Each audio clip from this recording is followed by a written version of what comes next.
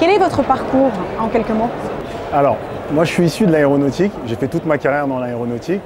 J'ai passé un bac pro production conception mécanique, puis après je me suis dirigé vers un BTS industrialisation des produits mécaniques et en alternance. Donc j'ai tout de suite travaillé, tout de suite été dans le bain du travail. Et qu'est-ce qui vous a motivé à devenir entrepreneur?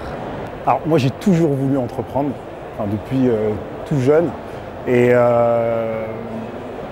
puis l'occasion s'est présentée et puis je me suis lancé dans le monde de l'entrepreneuriat.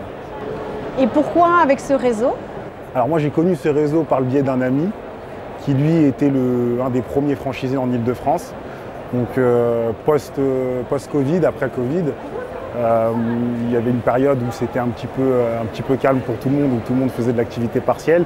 J'ai connu ce métier-là et j'ai été auto-entrepreneur et je lui donnais des coups de main un petit peu quand il avait un peu de surcharge d'activité. Donc j'ai connu cette activité-là il y a maintenant 2 ans. Qu'est-ce que vous apporte la compagnie des déboucheurs en matière de développement de votre activité? Alors en matière de développement, ce qui est intéressant avec la compagnie des déboucheurs, c'est qu'on a pas mal d'outils, notamment au niveau de l'informatique pour pouvoir gérer en fait tout ce qui est suivi client, tout ce qui est facture, relance, etc. Et on a aussi le call center qui nous facilite les prises de contact avec les clients et qui nous envoie les interventions directement.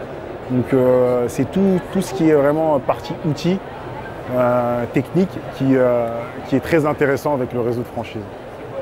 Et est-ce que vous auriez un conseil pour un candidat à la franchise qui hésiterait à sauter le pas? Alors déjà, dans un premier temps, c'est de bien voir que le projet soit en adéquation avec lui-même et puis de ne pas trop hésiter et de prendre des engagements parce que dans la vie, il n'y a que les engagements qui payent.